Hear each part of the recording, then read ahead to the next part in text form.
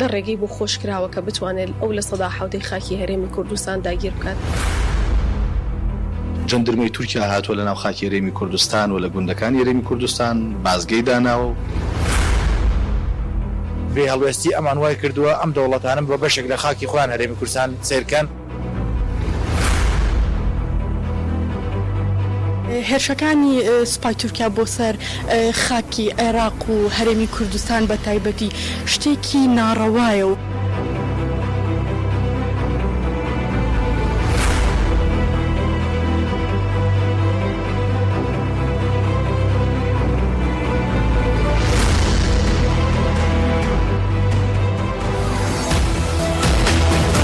ڕێگەی دەنگی گەل دەنگی توی هاوڵاتیە.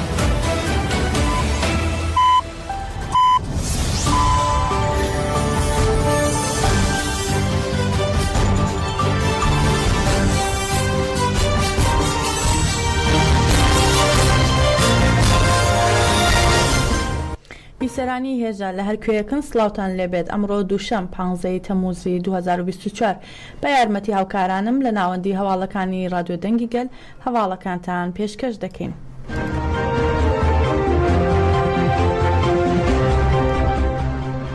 ماوەی 40 مانگە دەوڵەتی تورک بە شێوەیەکی نامرۆڤانە و دوور لە هەموو یاسایەک کۆشەگیریەکی تون لە دژی ڕێبەری گەلی کورد عەبدوڵڵا ئۆجەلان بەڕێوە دەبات و ڕێگە بە پارێزەر و خانەوادەکەی نادرێت چاویان پێ بکەوێت. بەهۆی ئەوەشەوە هیچ زانیاریەک لەبارەی تەندروستی ڕێبەر ئۆجەلانەوە بەگەل ناگات.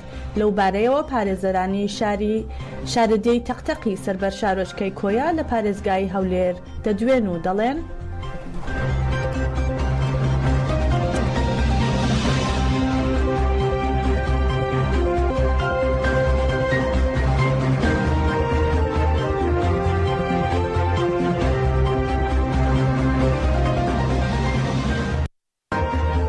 خۆی هەموو دەسڵاتێک دیکتاتۆر لە دنیادا هەوڵی درێژەپێدانی فەلسەفەیەکان ئەرگۆمێنتێک دەکات کە بتوانێت ئەو کەسانی کە دەنگی ئازادنیانەوەتانی کە هەوڵی سەربەخۆی ئازاد دەدەن بێدەنگیان بکات بە گۆشەگیریان شتێک بێت. مەسەلەی عەبدوڵڵا ئۆجەلان گۆشەگیرکردنی بەڕێزیان بابەتێکی تەواو پێچەوانەی یاساییە، چونکە هەموو مرۆڤێک هیچ تاوانێک ناتوانێت هیچ مرۆڤێک لە مرۆڤ بوون بخات. هەموو مرۆڤێک بەپێی جارنامەی جیهانی چەند مافێکی هەیە، لەوانە مافی مارەسەکردنی ژیانی هەیە، مارەسەکردنی بینینی پارێزەرەکەی، هەتا بەڕێز عەبدوڵڵا ئۆجەلان ڕێگری لە پارێزەرەکەشی لەکری سەردانی بکە. ئەوەش دەقاودەق پێچەوانی سەرجەم یاسا لە دەوڵەتەکان هەتا ئێستا تورکیاشە. بۆ بابەتانە درێژە پێدەری ئەو بابەتانەوە دەکات کێشەی کورد هەم لە تورکیا هەم لە ڕۆژهەڵاتی ناوەڕاست بەرەو چارەسەربوون نەڕوا. سادا فەلسەفەی عەبدوڵڵا ئۆجەلان بڵاو بووتەوە لە ناوچەکە لە ڕۆژهەڵاتی ناوەڕاست. ئەگەر بێت ئێمە سێرێکی یاسای نێودەوڵەتیەکان کەوا پێچەوانی یاسای نێودەوڵەتیەکەوە ئەوەی بەرامبەر ئۆجەلانەکرێتن لە بەرامبەر ئەوەیداکەوە پێچەوانی یاسای نێودەوڵەتی نەبوو ئەبێت هەر کاتێویستی پارێزەری 24 کاتژمێری بڕوا ببینێت. دوێنیش کەوا بۆ ماڵوێنەوە ئەوانش کە وەکو زیندانیەکانی کە ئەبێت کاتێک دیاری بکرێتن بۆ خاطر ئەوەی کە ماڵی خۆیان هەر کاتێویستیان کە بیبینن لەو ڕۆژەی کە لە ڕۆژی سەردانکردنی خۆی کە مهاجر هەبێتن داوا لە نێودەوڵەتیەکەن کەوا بێنە سەر خەت و کەوا سەرپێچی یاسای نێودەوڵەتی نەکرێتن کە ئەبێتن هەموو کەسێ بریکارداری خۆی بینەوە کە ئەبینین بە کوردستانیش ئەکا پێچەوانەی یاسای لە هەندێک شوێن هەیە کە ناتوانن بێتەوە کەسوکاری خۆیان ببینن ئەیبینین لە زیندانەکان کەوا لە زیندانەکانی کەوا دەست بەسەر دەکرێن نایەن. لە کامپی پەنابەرانی شەهید ڕۆستەم جوودی لە مەخمور چالاکی نوبەتی ئازادی لە پێناوازادی جەستەی ڕێبەر ئۆجەلان لە ڕۆژی 364مین بەردەوامە. ئەم شەویش کۆمیتەی تەندروستی مەخمور بەشداری چالاکیەکە بوون و وەک گروپی هەفتاویەکەمین نۆبەتیان گرت. لەسەر ناوی گروپی هەفتایەمین مامۆستا مستەفا نرخی تیشکی خستە سەر گرنگی ساڵیادی بەرخۆدانی 14 تەموز و هەموو شەهیدانی ڕێگەی ئازادی کوردستانی بەبیر هێنایەوە و وتی ئەمڕۆ ڕۆژی بەرخۆدانە پێویستە ڕۆژ بە ڕۆژ ئاستی تێکۆشانمان بڵندتر بکەین لە پێناو ئازادی ڕێبەر ئۆجەلان. هەروەها جەختیشی کردەوە ئەمڕۆ بە چاوساغی داگیرکەران کوردستان داگیر دەکرێت، خاکەکەمان تاڵان دەکرێت و هاوڵاتیانمان کۆمەڵ کوژ دەکرێن. پەدەکە و ماڵی بارزانی بە تایبەت ڕەوایەتی بەم داگیرکەریە دەدەن.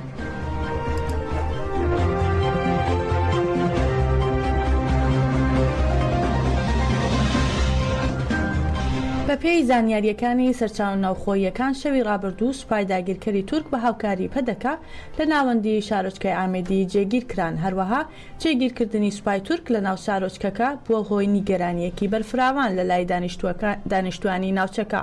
هاوکات هەر شەوی ڕابردوو دەوڵەتی تورک ناوچەیەکی نزیک لە شارۆچکەی ئامێدی بردومان کرد کە بووەتە هۆی وێرانکردنی مڵک و ماڵی هاوڵاتیان.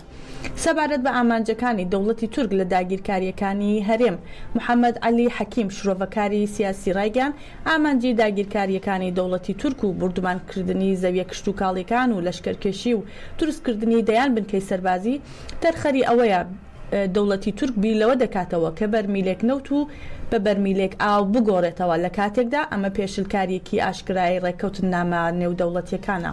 هەروەها محەممەد علی حەکیم وتی پێشکەوتنی لایەنی ئابووری کشت و کاڵی و پیشەسازی عێراق لە هەموو ڕوویەکەوە لە بەرژەوەندی دەوڵەتی تورکدا نییە، هەمیشە هەوڵ دەدات وەک بربەستێک لە بەردەم پرۆژە عێراقیەکان بوەستێت، ئەوەش بە هاوکاری هاوپەیمانەکانی لە ناوخۆی عێراق. محەممەد علی حەکیم هەروەها ڕایگەیان سەرەڕای پێشلکاری ئاشکراکانی دەوڵەتی تورک لە خاکی عێراق تا ئێستا هیچ لێدوانێکی فەرمی ڕاستەقینە لەو بارەیەوە نەدراوە، نە لەلایەن حکوومەتی محەممەد شیع سوودانی سەرۆکوێزیرانی عێراقەوە یان لە حکوومەتی هەرێمی کوردستانەوە. هەروەها باسی لەوە کردووە وەستاندنی ئاڵوگۆڕی بازرگانی نێوان هەردوو وڵاتی تورکیا و عێراق دەتوانێت کاتێکی فشار لە بەرامبەر دەوڵەتی تورکیا بێت کە عێراقیەکان بەکاری بهێنن. ئەوەشی خستە ڕوو عێراق دەتوانێت بە مەبەستی ڕاگررتنی هێرشەکان لە ئەنجومەنی یاسایشی نێودەوڵەتی و دادگای لاها سکاڵای یاسایی تۆمار بکات. ئەمە لە کاتێکدایە ڕۆژی 12 ئەم مانگە قاسم عارەجی ڕاوێژکاری ئاسایشی نیشتمانی عێراق بە سەرۆکایەتی شاندێکی باڵاگەیشتە هەولێر بۆ گفتوگوکردن لەگەڵ بەرپرسە کوردەکان سەبارە بە دەستڕێژیەکانی سوپای تورک بۆ سەر پارێزگای دهۆک. جێگای ئاماژەشە ڕۆژی 11 ئەم مانگە محەممەد شیع سوودانی سەرۆکوێزیرانی عێراق سەرپەرشتی کۆبوونەوەی ئەنجومەنی وەزیرانی بۆ ئاسایشی نیشتمانی کردو. تیایدا بڕیاریدا کە شاندێکی حکوومەتی عێراق بە سەرۆکایەتی قاسم عارەجی ڕەوانەی کوردستان بکرێت بە مەبەستی پێداچوونەوە بە دۆخی گشتی و هاتنە پێشەوەی هەڵویستێکی یەکگرتوو لەسەر ئەم بابەتە کە کاریگەری لەسەر سەروەری عێراق هەبێت.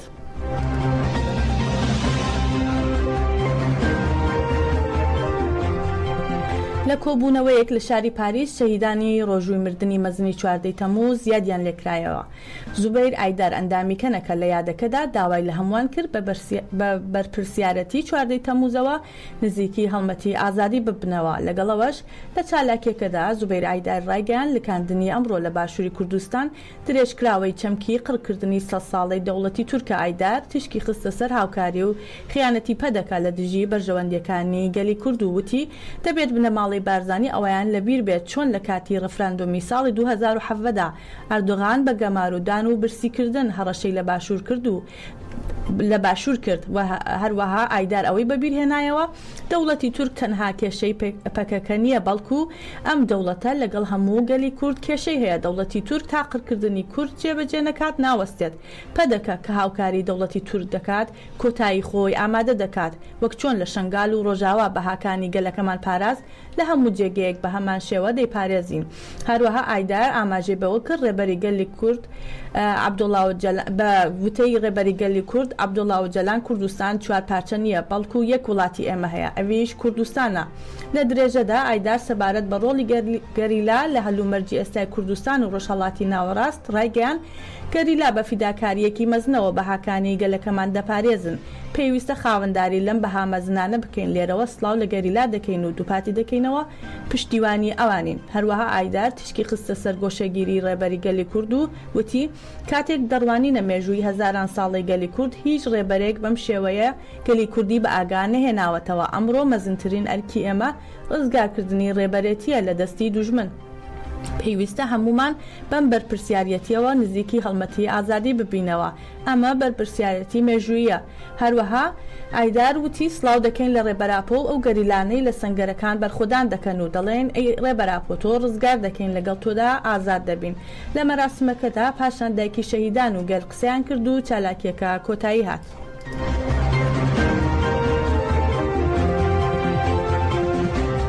هەروەها لە شارەکانی لەندەن و لیڤەرپول شەهیدانی ڕۆژووی مردنی 14 تەمووز بەبیرهێنرانەوە. لە چالاکیەکی جەماوەریدا دروشم بەرزکرایەوە فاشیزم و خیانەت و داگیرکەر شکست دەهێن و ڕێبەراپۆ ئازاد دەبێت. لە مەراسمی لەندەن ئیلهام بەکرین و سەرڕایگەیان بەرخۆدانی 14 تەمووز لە هەموو جەیەک بڵاو بووەتەوە و وتی زیندانی ئامەد ڕۆحی بەرخۆدان و ئازادی ئافراند. هەروەها لە مەراسمەکەدا عەلی پۆپرازن و سەرڕایگەیان ئەو بەرخۆدانە هەرگیز ڕادەستبوونیان ئەو بەرخۆدەرانە هەرگیز ڕادەستبوونیان قبول نەکرد و بەرخۆدان و ئازادیان فێری ئێمە کرد. پاشان لە سەرناوی تەفگەری ژنانی کورد و تەفگەری گەنجانی شۆڕژگێڕ و کەجەدەکە باشوور وتە پێشکەش کرا وترا فاشیزم و خیانەت و داگیرکە شکست دەهێن و ڕێبەراپۆ ئازاد دەبێت. پاشان سەمفۆزیۆنێک پیشاندرا و یادەکە بە دروشمی شەهید نامبرێن کۆتایی هات. هەروەها لە شاری لیڤەرپوڵیش لە ناوەندی جڤاکی کوردی لیڤەرپوڵ چالاکی یادکردنەوە ئەنجام درا. هاوسەرۆکی مەجلسی گەلی کوردی بریتانیا سعی سوورج ڕایگەیان بەرخۆدانی 14 تەمووز بەرخۆدانە دژی خیانەت و پاسیفیزم و وتی سڵاو دەکەین لە ڕێبەراپۆ ئاپۆ و هەموو ئەو هاوڕێیانەی بە ڕۆحی 14 تەمووزەوە لە زیندانەکان بەرخۆدان دەکەن. بێگومان ڕۆحی 14 تەمووز بە کوردستانێکی ئازاد تاجدار دەکەین.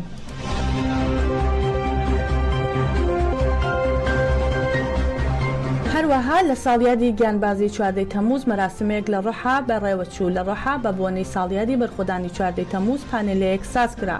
پانێلەکە بە پێشەنگایەتی دەست پێشخەری 78 و دەبەفە و تەژە ئەوروپا و دەم پارتی ڕێکخرا بوو. لە پانێلەکەدا بەڕێوبەری لقی کۆمەڵی مافناسان لە ڕێحا نیها شاهین وتەیەکی پێشکەش کردو. لە درێژەدا نوێنەری دەست پێشخەری 78 ڕەحا محەممەد عەلی ئارتۆک تیشکی خستە سەر قۆناقی پێشڕۆژووی مردنی مەزن و هەروەها جەختی لە گرنگی بەرخۆدانەکە کردەوە و ڕایگەیان ئەم بەرخۆدانە لە زیندان دەستی پێکرد و لە هەموو جێگایەک بڵاو بوویەوە. ئەندامی لێژنەی بەڕێوبەری دەبەپە عایشە چەلیک بیلەک ڕایگەیان ئەم بەرخۆدانە لە تێکۆشانی ئازادی کووردا بایەخێکی مێژووی هەیە وتی ئەمڕۆژ لە زیندانەکان بەرخۆدانێکی مەزن هەیە دەبێت بۆ ئازادی هەموو زیندانیان و بە تایبەت بەڕێز ئۆجەلان تێبکۆشین دەبێت بە دروشمی بەرخۆدان ژیانە تێبکۆشین. هەروەها جەلالەدین جان وتەبێژی گشتی دەست پێشخەری 78 ئاماژەی بۆ کرد ئەشکەنجەدانی نامرۆڤانە لە زیندانی ئامەدەوە بوو بە بابەتی لێکۆڵینەوە لە چەندین وڵاتی جیهان.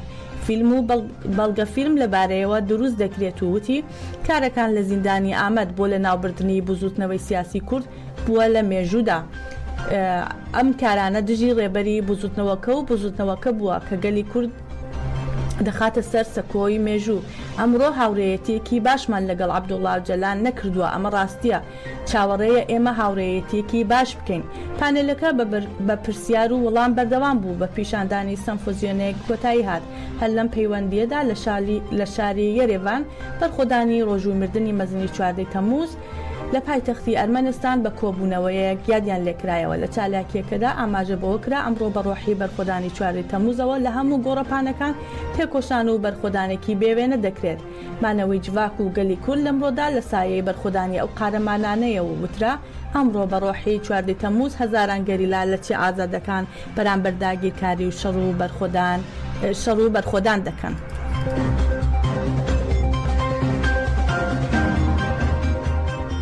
لە دژی هێرش و داگیرکاری و لەشکرکێشیەکانی دەوڵەتی تورک بە چاوساقی و هاوکاری ناوخۆ بۆ سەر باشووری کوردستان هەوڵی ناڕزاییەکانی گۆڕەپانەکە هەودای نیشتمان و گەل هەنگ ڕاگەیاندراوێکی نووسراویان بڵاو کردەوە. لە ڕاگەیاندراوەکەدا هاتووە بە توندی ئەم داگیرکاریە شەڕەنگێزیە ڕەت دەکەینەوە ئیدانە و شەرمەزاری ئەو هێزە کوردستانی و عێراقیانش دەکەین کە لە دژی ئەم داگیرکاریە نەک تەنها نقیان لێوە نەهاتووە بەڵکو بە ڕۆژی ڕووناک هاوکار و هەماهەنگی ڕژیمی تورکیا دەکەن. ئاماژیان بەوش داوە ئەم کردەوە شەڕەنگیزانەی دەوڵەتی تورکیا تەنها لە پێشلکردنی سەروەری نیشتماندا سنووردار نییە بەڵکو داگیرکاری ڕاستە و خۆیە کە مەترسی لەسەر ژیان و سەلامەتی هاونیشتمانیان دروست دەکات. هەروەها هەنگ ڕایگەیان داوا لە حکوومەتی عێراقی فیدراڵ و کۆمەڵگەی نێودەوڵەتی دەکەین هەڵویستی کاریگەر بگرنەبەر بۆ ڕێگرتن لە داگیرکاری و پاراستنی سەروەری عێراق.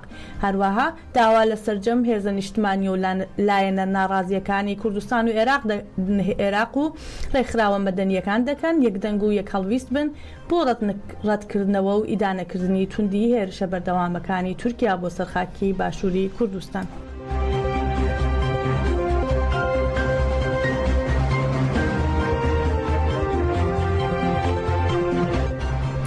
توێژە جیاوازیەکانی هەڵەبجە نیگەرانن لە هێرشە داگیرکاریەکانی دەوڵەتی تورک بۆ خاکی باشووری کوردستان و داوای دەربڕینی ناڕزایەتی و هەڵویستێکی یەکگرتوو دەکەن و دەڵێن هاتنی سوپای داگیرکەر بۆ شپرزەیی ناوماڵی کورد خۆی دەگەڕێتەوە بۆ شپرزەیی ناوماڵی کورد دەگەڕێتەوە بەشێکی دیکەش پێیان وایە سناریۆی پەدەکەیە بۆ ئەوەی هەڵبژاردن لە ئەمساڵدا نەکرێت باری ناسایی لە ناوچەکەدا ڕابگەیەنرێت لەو بارەیەوە هاوڵاتیان دەڵێن مێژوو ئیسلمێنێکە لایەنە سیاسەکانی هەرێمی کوردستان بە تایبەتی لە دوای ڕوخانی کۆماری مەهابادە تا ئەمڕۆ شتێکەیە وازەح و ڕوونە لای ئێمە وەکو تاک وەکو کورد بەتایبەتی وەکو میلەت ڕەنگە بۆم لەم سیاسانە ئێمە بە جێل بزانێن بە جۆری لە جۆرەکان ئاگامان لە شت نەبێ بەڵام لە دوای ڕوخانی کۆماری مابات ئەم لایەنە سیاسانە بۆ بەرژەوەندی کورد ئیشان نەکردو لەشکرەی تورکیا بە نیسبەت ئێمەوە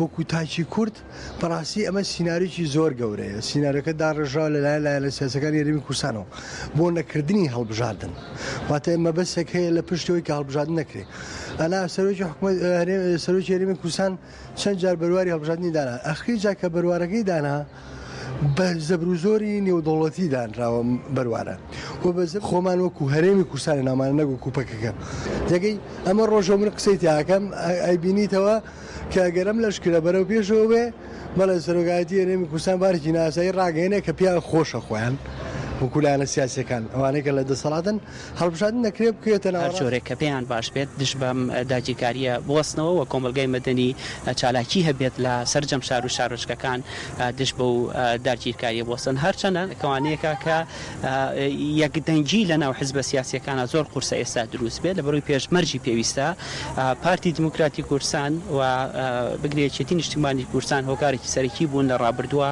کە نەتوان یەکدەنگ بن هەموو لایەنە سیاسەکان یەک دروستکەن بۆ وەستانەوە دژ بە و داگیرکاری کە دەوڵەتی ئێران دەوڵەتی تورکیا لە خاکی هەرێمی کوردستان ئایکات.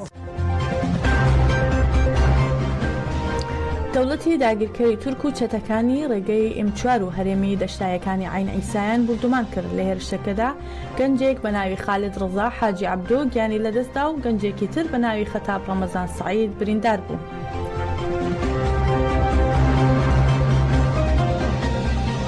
بەڕێزان هەواڵەکانمان پێشکەشکردن هەر شاد بن.